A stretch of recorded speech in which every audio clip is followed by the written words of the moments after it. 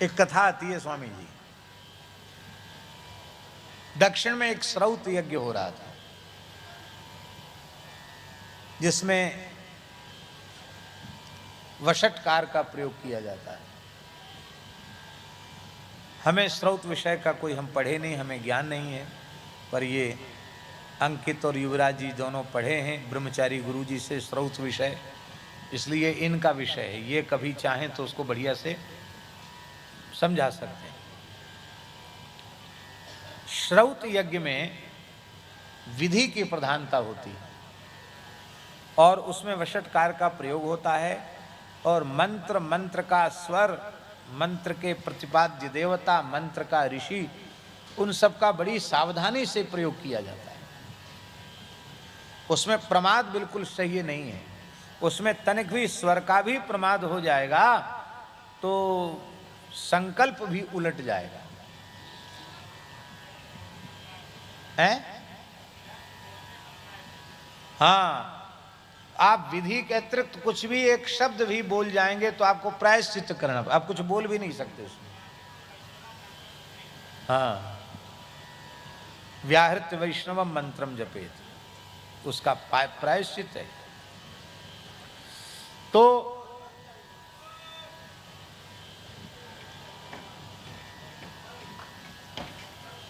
उसका हो रहा था, बहुत ध्यान से सुनेंगे।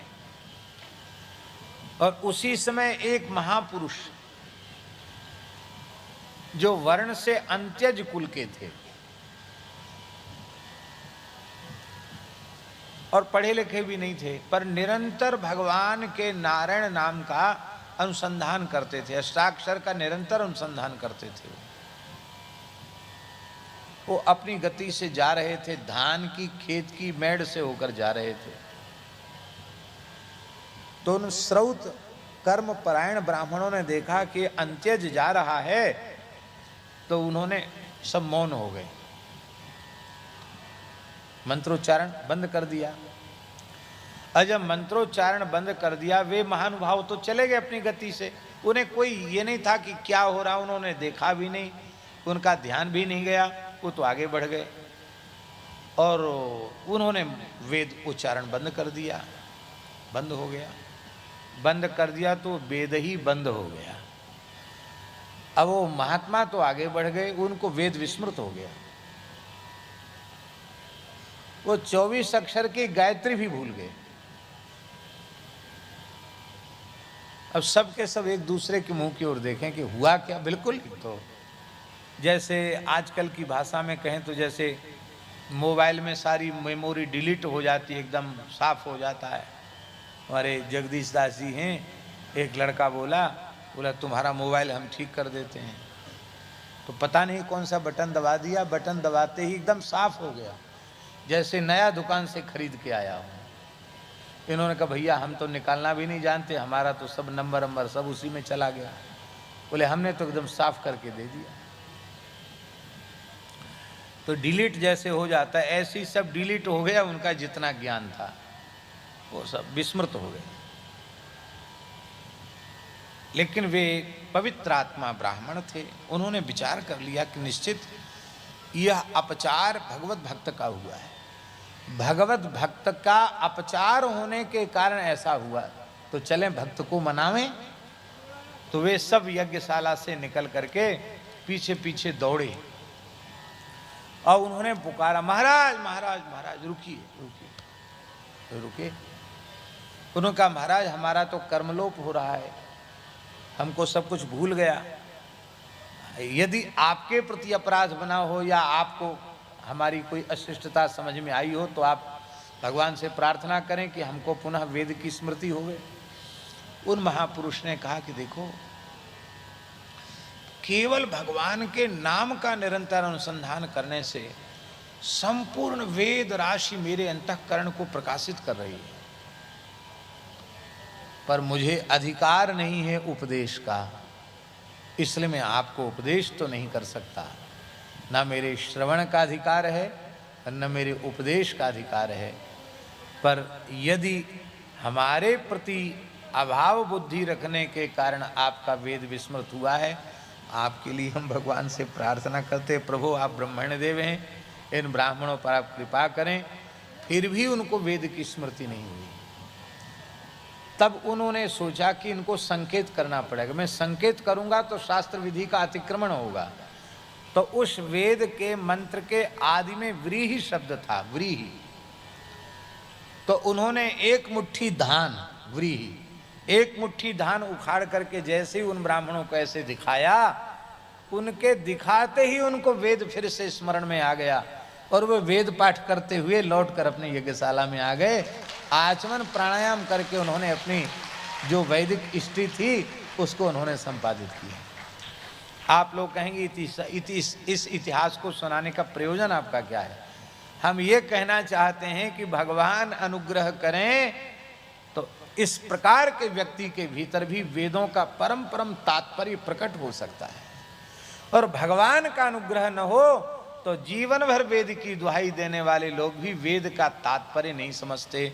देखिए, एक विनम्रता पूर्वक हम आपको निवेदन करना चाहते हैं, एक परंपरा ऐसी है भारतवर्ष में जिस परंपरा ने वेदों की सबसे अधिक दुहाई दी।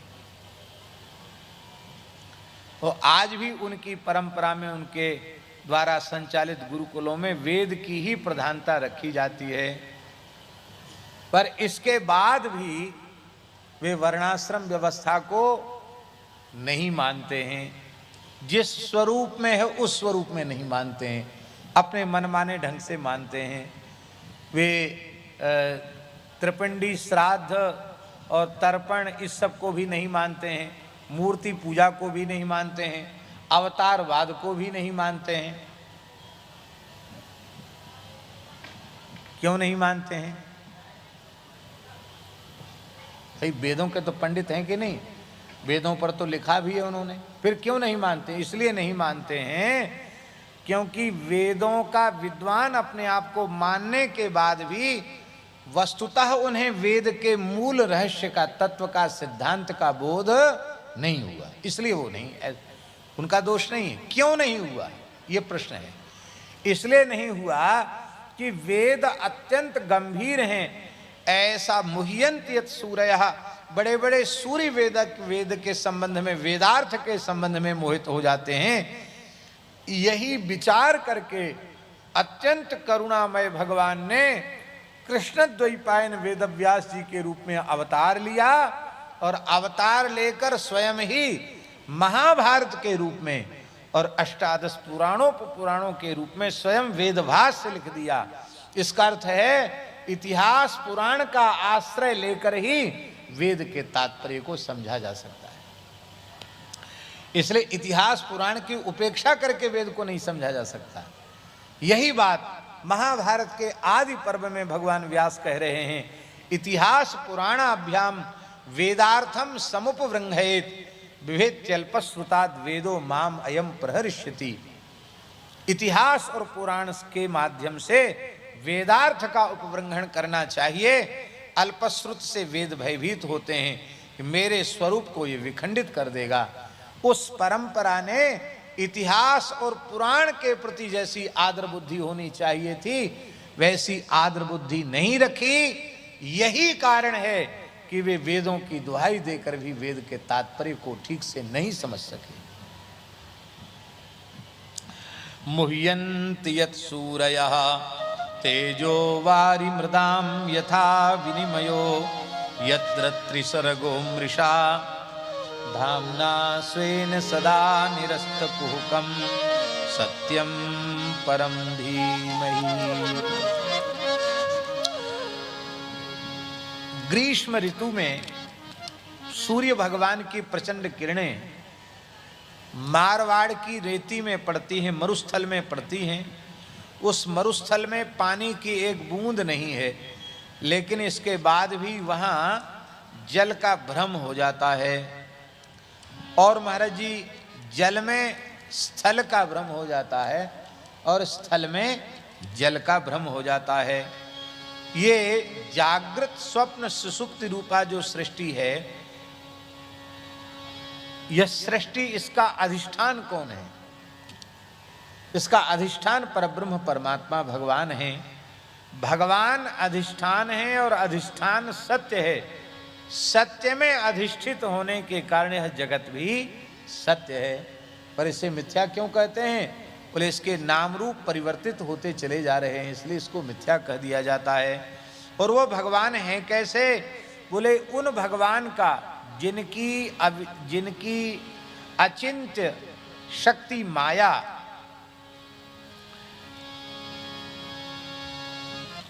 जो यथार्थ ज्ञान है उसको तो आवृत कर लेती है, और जो अयथार्थ ज्ञान है उस अयथार्थ को यथार्थ के रूप में और यथार्थ को अयथार्थ के रूप में और प्रस्तुत कर देने वाली शक्ति है कौन? माया।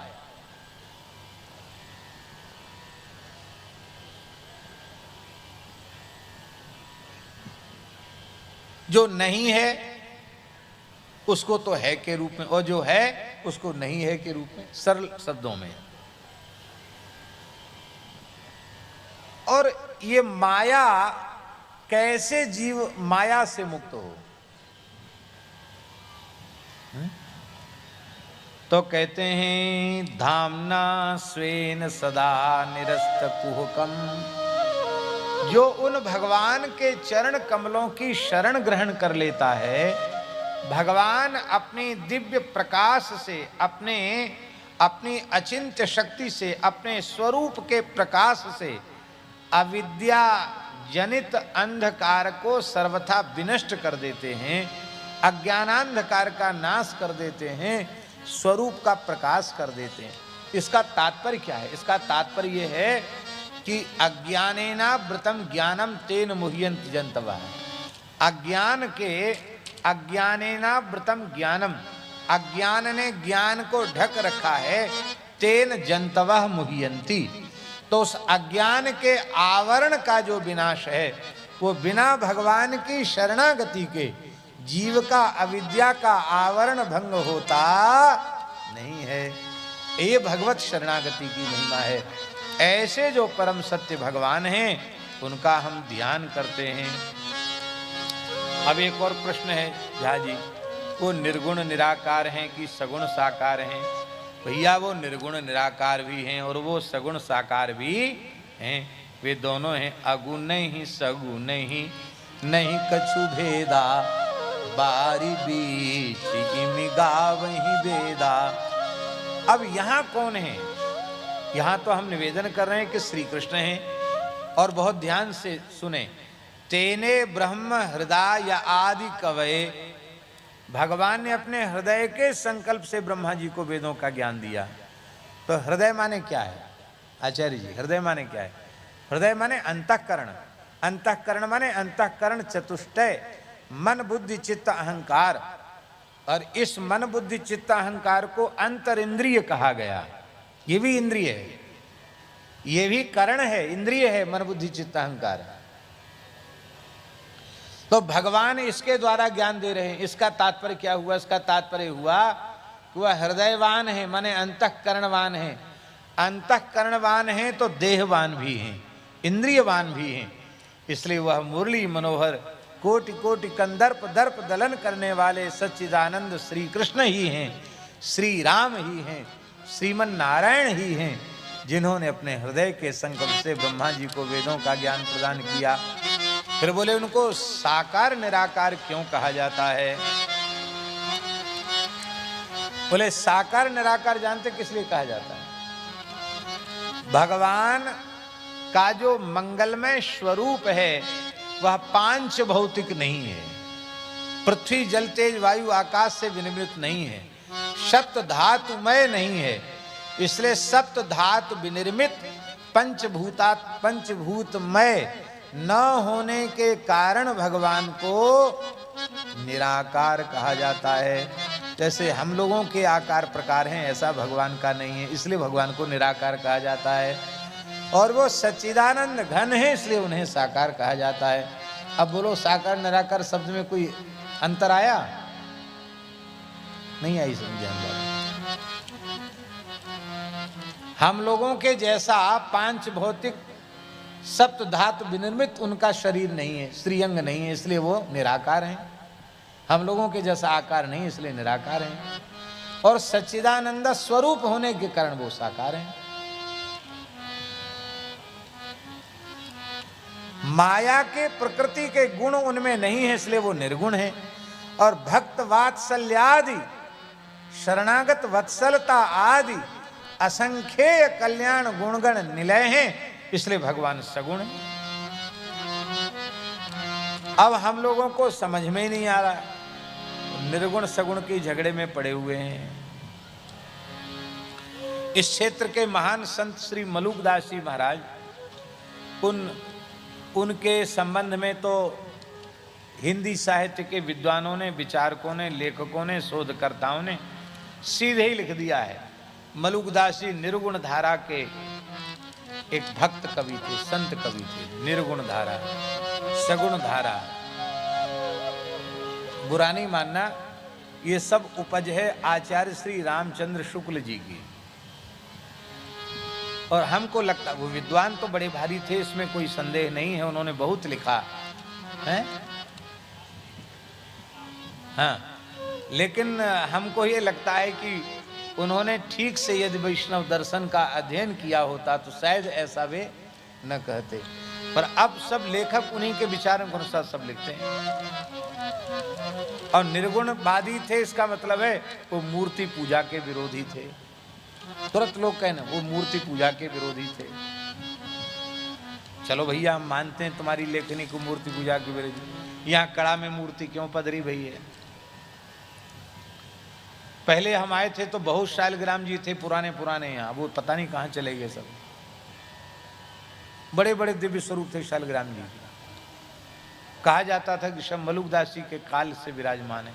हनुमान जी बड़े प्राचीन थे, धनुर्वाणधारी हनुमान जी। चलो यहाँ की तो आप अतीत हो गया। वृंदावन में जो श्री मलुक पीठ है, वहां मलुकदास जी के सेव्य श्री रघुनाथ जी, सीताराम जी, और उनके सेवित श्री शालिग्राम भगवान, उनके सेवित श्री हनुमान जी आज तक मलुक पीठ में विराज रहे हैं। और भगवान की सगुण साकार लीलाओं का, उनकी भक्ति का ऐसा अद्भुत निरूपण मलुकदास जी ने किया है कि उसको पढ़कर के आप नहीं कर सकते। पर लोगों ने निर्गुण सगुण शब्द का ही अर्थ ठीक से नहीं समझा, तो एक रेखा खींच दी, ये निर्गुण धारा के हैं, ये सगुण धारा के हैं। निर्णय जो है, अच्छा एक बात बताइए, निर्णय किसी एक अंश को लेकर होता है क्या?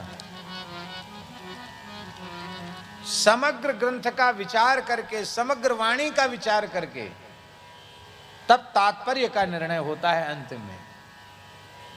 ऐसे हल्के फुल्के ढंग से किसी की कोई बात सुनकर निर्णय आप कर दें, हाँ, व्याख्यान से ही विशेष की प्रतिपत्ति होती है। सत्यम परम धीमहि। तो भगवान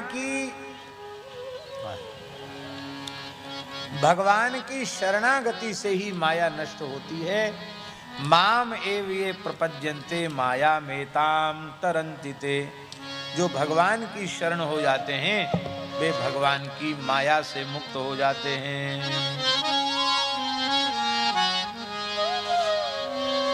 आहा,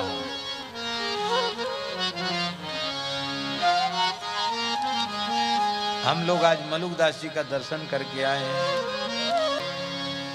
अब ग्रंथकर्ता भगवान व्यास अनुबंध चतुष्टय का निरूपण कर रहे हैं। एक दूसरी बात है, इस प्रथम मंगलाचरण के श्लोक में श्रीमद् भागवत के प्रथम स्कंद से लेके 12वें स्कंद तक की कथा भी विद्यमान है। दूसरा भाव यह है कि भगवान श्री कृष्ण के जन्म से लेकर भगवान की और अंतिम परमधाम गमन तक की लीला का भी इसमें वर्णन है। संपूर्ण कृष्ण लीला का भी वर्णन है। सब प्रकार के भाव महानुभावों ने उनका विचार किया है। अब ग्रंथ के अनुबंध चतुष्टय का निरूपण मंगलाचरण के द्वितीय श्लोक में किया गया है। प्रत्येक ग्रंथ में 4 चीजों पर विचार किया जाता है। इस ग्रंथ के कथन श्रवण का अधिकारी कौन है, इसका संबंध क्या है, इसमें किस विषय का निरूपण किया गया। अधिकारी च संबंधा विषयश्च प्रयोजनम, और इस ग्रंथ का प्रयोजन क्या है। इन चारों का स्मरण इस दूसरे श्लोक में किया गया है। धर्मः